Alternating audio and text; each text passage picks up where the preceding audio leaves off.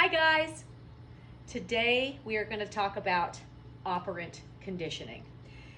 I definitely have a bone to pick, first of all, with operant conditioning, only because the terms are so confusing and it's really a no-brainer. So a lot of dog trainers get very hung up on the words positive, negative, reinforcement, punishment, and there's a very simple mathematical way to look at operant conditioning. To understand what it is, especially if you're a dog trainer, is extremely important, okay? Because they're tools that you can use as a trainer. And even if you're a pet dog owner, it is very, very important to understand the terms. So let's just write the word down here, and we are going to have a PDF, operant. Okay? There's operant conditioning and there's classical conditioning.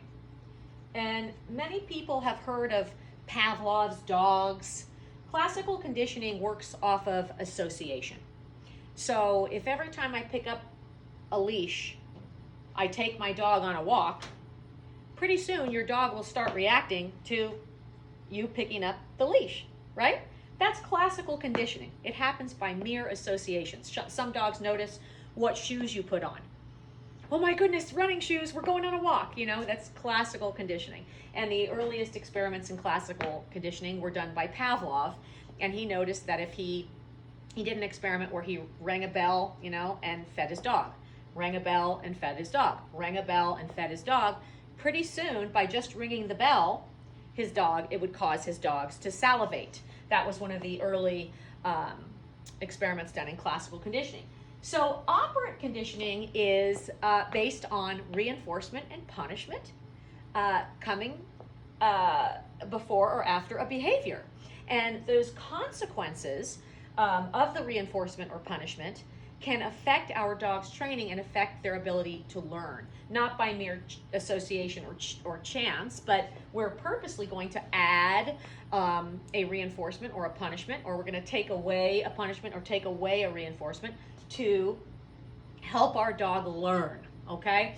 So the best way to explain operant conditioning, and by the way, Pavlov is who is famous for classical conditioning, and then over here we have B.F. Skinner, okay? And B.F. Skinner, he didn't invent operant conditioning, but he's the father, considered the father of operant conditioning. He's an American psychologist born in around 1900, and he was the one that just noticed that almost all the time in training, or even a mother with their children, a father with his family, we're always in some form of operant conditioning in life, okay? So don't forget, B.F. Skinner is who kind of made operant conditioning known to everybody, and Pavlov you have over here with association, so we're not going to talk about that today. But what we are going to talk about are the quadrants, okay? So I'm going to make 4 quadrants here, okay? 1, 2, 3, 4. And before we even discuss the quadrants, there's one more thing I want you guys to remember, that when you see positive, right, like a plus sign and a minus sign, these are going to be your positive or your negative, okay? And the confusing thing about the plus and the minus, the positive and the negative, is it doesn't have anything to do with good or bad. Like positive means something good like a treat and negative means something terrible. No. In operant conditioning, the plus simply means we're going to add something like a treat, okay? Or you can even add a punishment, okay? So in that case, the positive means you're adding something. It has nothing to do with good things or nice things or positive trainer. I'm a positive trainer. Well, positive can also mean adding a correction, adding a leash jerk or a shock, okay? Positive. So this is where a huge misunderstanding in dog training takes place. First of all, you have the people out there saying they're positive reinforcement trainers. Well, that's a big term because most of the positive reinforcement trainers I know are still using the leash, the collar, all those kind of things, which when we release pressure on a leash, for example, I have pressure on the dog's leash, and when the dog stops pulling, I release that pressure, right? You're not in the positive reinforcement realm anymore. And most positive reinforcement trainers do use some sort of leash walking, even if it's a head halty or whatever. So getting your terms straight is going to be really, really important. Negative means we're taking something away. I can take away leash pressure. I can take away a cookie. I can take away something good. I can take away something bad. So the plus and the minus, okay, simply mean to add or to take away. Okay, and this is my notes just to kind of, it's a jumble, but we're going to have a nice PDF for you so you can download it. So now you have positive and negative, and then you also have reinforcement and you have punishment. Okay, so reinforcement, we use reinforcement when we want to see an increase, okay, there's my arrow, in behavior. Okay. We use punishment when we want to see a decrease in behavior, okay? Sorry about my writing. So it's really, really simple. And unless you're taking, you know, a class and you're getting your master's or PhD or Bachelor of Science and you need to define the things, you should know them. The terms are confusing, but again, let's talk about examples of each thing and where and what the quadrants of reinforcement are, okay? So first, let's talk about the easy one. A plus means what? To add something. So plus R, okay? So this is adding reinforcement, okay? If you want to call it positive reinforcement, you can, but really what the first quadrant is just adding a reinforcement. So what is adding a reinforcement? Well, if I tell the dog to sit and I add reinforcement, so that's, let's just say we add a cookie, then I should see an increase in the likelihood of behavior of sit, right? So if I tell my dog to sit and he sits and I add a reinforcer, I add a cookie, or I add a toy, a ball, positive, you know, something positive, or something reinforcing. If I add reinforcement, I will see an increase, there's my little up arrow, in the behavior of sit. So, you know, a lot of people who say they're positive reinforcement trainers, they're insinuating that they are only in this quadrant. And the problem with that is you're probably not even aware that you're using the other quadrants. Okay, that's one big mistake and a big faux pas on the part of the trainer, not even understanding, because it's virtually impossible to only train dogs in this quadrant. You cannot do it.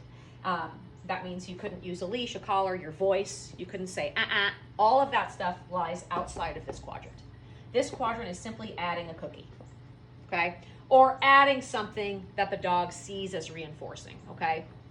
That could even be if my dog is waiting patiently at the door and I add the door opening as reinforcement, I should see an increase of the behavior of the dog sitting quietly at the door to go out, okay?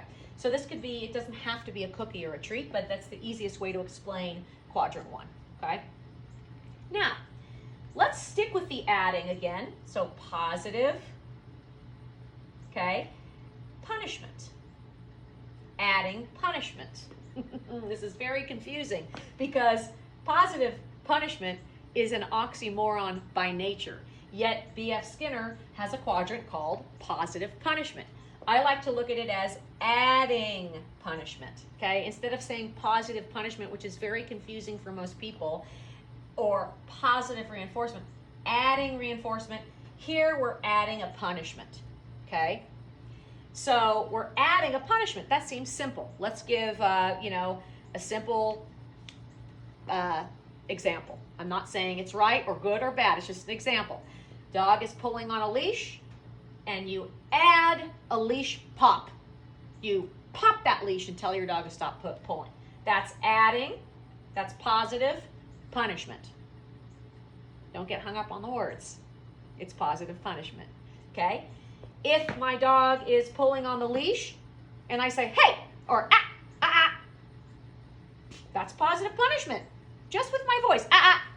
If my dog is chewing up a pair of shoes and I say, ah, ah, and the dog stops, it works, my ah, ah works, that's positive punishment, okay? So all of you positive reinforcement trainers, if you've ever clapped your hands, stomped your foot, said, you're now a positive punishment trainer. I'm only making a distinction because what's happened in the world of operant conditioning is people have gotten very mixed up and they're trying to choose an all positive trainer, and now you are unable to even use correction or punishment because of the gross misunderstandings of this chart. So the most likely thing to do, okay, is, let me give you a few more examples. A parent says, you know, put that down, and the kid doesn't, and the parent swats their child. Okay, I'm not saying that's right. It's an example of positive punishment. But it doesn't have to be physical punishment. It could simply be a voice, you know, an aversive noise or whatever. So you're adding punishment. So let's just take the example of, let's do the dog jumps up, jumping, okay? We're going to add a punishment like a leash pop for jumping. And you should now, because it's punishment, you should see a decrease in the likelihood of the behavior of jump. So if I add punishment for jumping, I should over time see a decrease. That's a down arrow, right? Punishment is a decrease in the likelihood of that behavior of jumping. Very easy, okay? But it's a lot of verbiage here. So now we get into what I call the more confusing quadrants, okay? The next one, which is the easier of the two down here to understand, would be negative reinforcement. Negative reinforcement. So let's just break it down. We're going to take away, because the negative doesn't mean it's good or bad, it just means we're going to take away. And it's going to reinforce the likelihood of a behavior. So we should see an increase, if we use this one, in the likelihood of behavior. Positive reinforcement, we're adding, okay, we're adding something good to reinforce a behavior. We're adding something aversive to decrease a behavior, okay? In negative reinforcement, we're going to take away something, and this can be good or bad away. We're taking away something so the behavior we want is reinforced. I like using the leash for this, so I'm just going to grab a leash. Hold on, don't go anywhere. I'm right here. I will be right back with my leash. So here's my leash. Don't laugh, it's a tug leash. You guys know me by now, if you've got this far in the program. Oh, let's use Splitty. Splitty, come. Come here. Here we go. Okay, I'm gonna put you in this leash. Okay, so I'll make a slip leash. So, now, if I, don't worry about Splitty's behavior, I'm just gonna use the leash to show you. If I am going to take away something, and it's going to increase the likelihood of the behavior. Let's say if my dog's just standing up, break up, stand, good. If I use leash pressure straight up and I say sit, and when she sits, yay, I loosen the leash.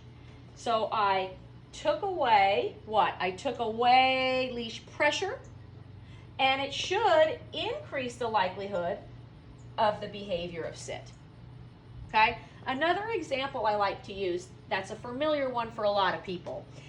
Even if you've gotten on a horse as a little kid, we know that if we pull on those reins, okay, that the horse stops. And then what are you supposed to do? Release, to tell him, good job. So that the next time you pull on the reins, the horse stops, you release the pressure. Okay, so taking away leash pressure or you know, removing some sort of stimulus like leash pressure, rein pressure, we release that rein pressure by taking away the leash pressure, it reinforces the behavior that we want to see, which is the sit or the stopping of the horse, okay? So positive reinforcement, positive punishment, negative reinforcement, okay? And remember, because it's reinforcement, it should increase the likelihood of a behavior. If it's punishment, it should decrease the likelihood of a behavior.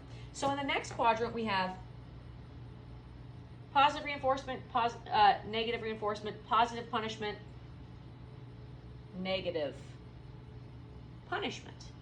Okay? My favorite example for negative punishment is reward removal. It's a very easy one to understand. So if I had a treat,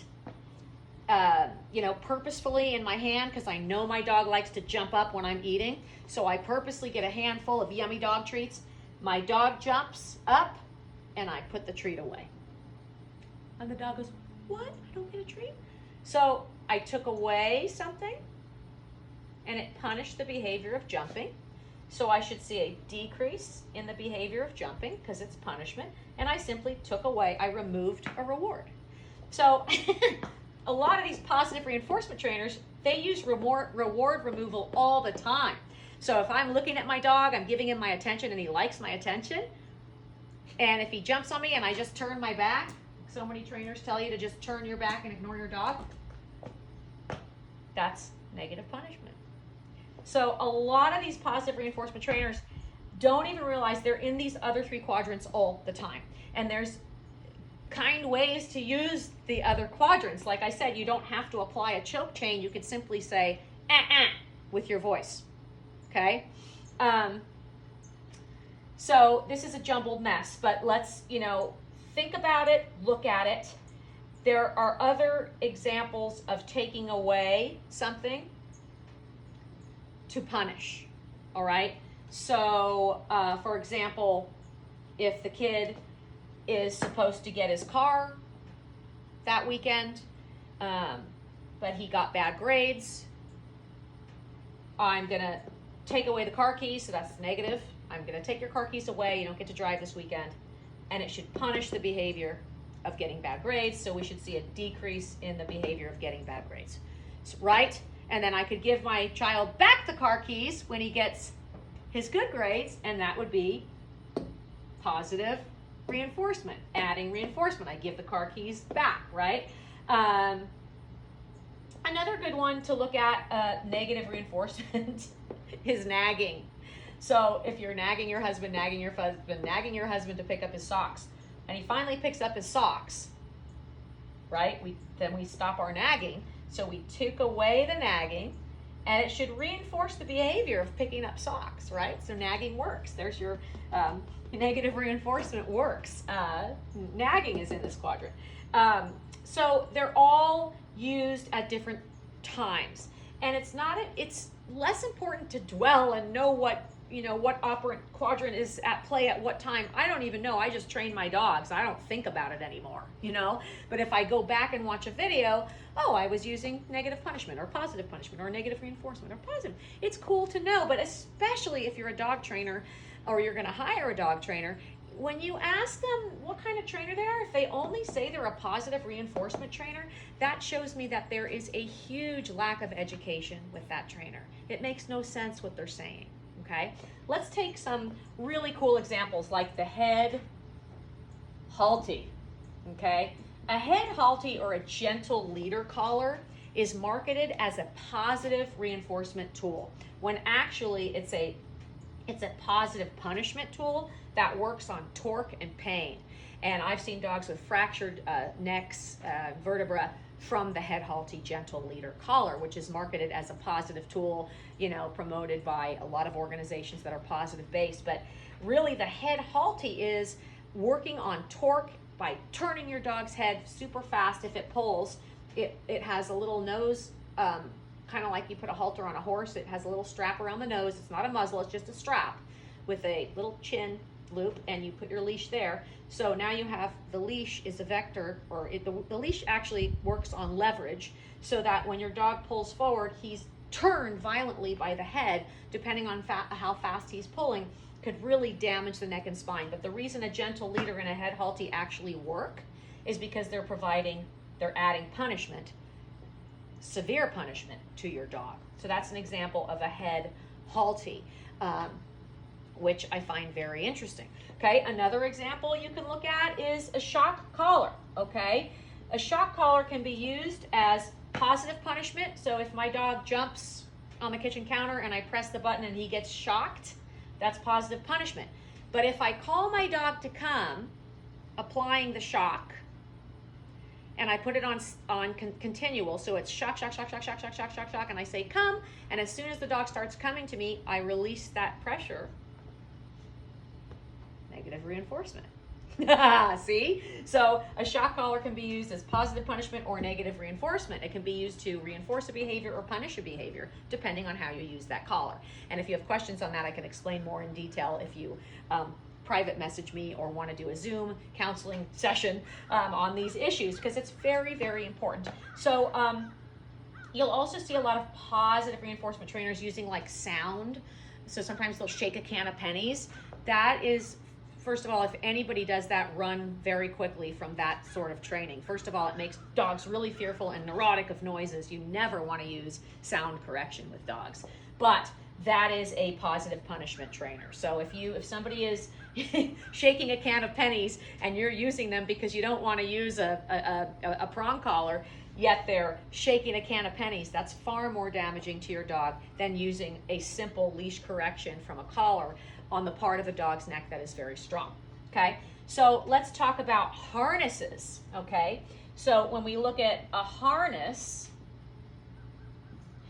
this is a big promoted, I'm a positive trainer, I'm only going to use a harness because I couldn't dare put something around my dog's neck. Well, huge mistake.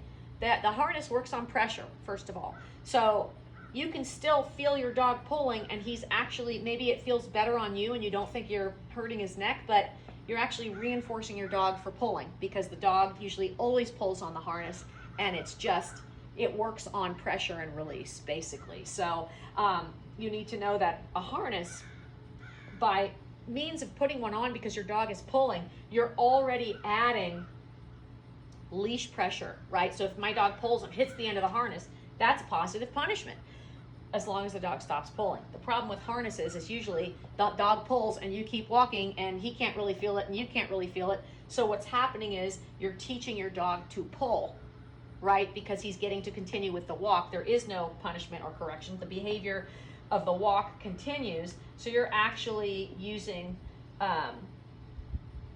negative reinforcements. You're trying to use negative reinforcement, but again, it doesn't work because the dog is still pulling. So a lot of these tools like harnesses, it's hard to explain here. They don't really fit in anywhere because they don't work. The tool doesn't work as a training tool, yet it's marketed as a kind and gentle way to walk your dog.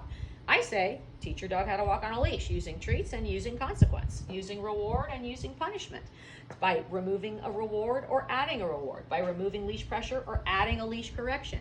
You have so many opportunities for great training in the 4 quadrants that you really need to think, especially about the way tools are marketed. And again, the harnesses is a little bit confusing because it could lie really in any one of these depending on if the dog responds to it or not. So that's why this might have been a bad example. But look at your training, make sure you at least know what these things are. If you're a trainer, you have to know what those things are, or else you're not really a trainer, for sure, okay? I believe in natural talent and all that, but you have to understand the quadrants and stop perpetuating the myths of, I'm an all positive trainer. Well, what does that mean? First of all, you're looking at the plus as a positive meaning good. This has nothing to do with good and bad. It's just adding or removing something, okay?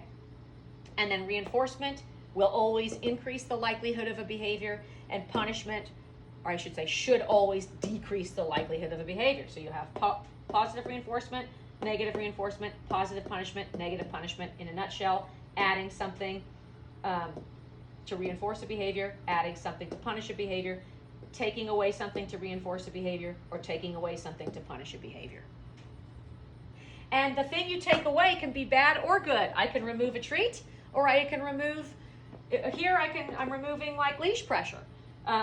Adding is always something usually added. That's positive. And it's not about adding an aversive, because then you're over here in adding a punishment. So it's, the terms are very confusing, and that's my bone to pick with operant conditioning.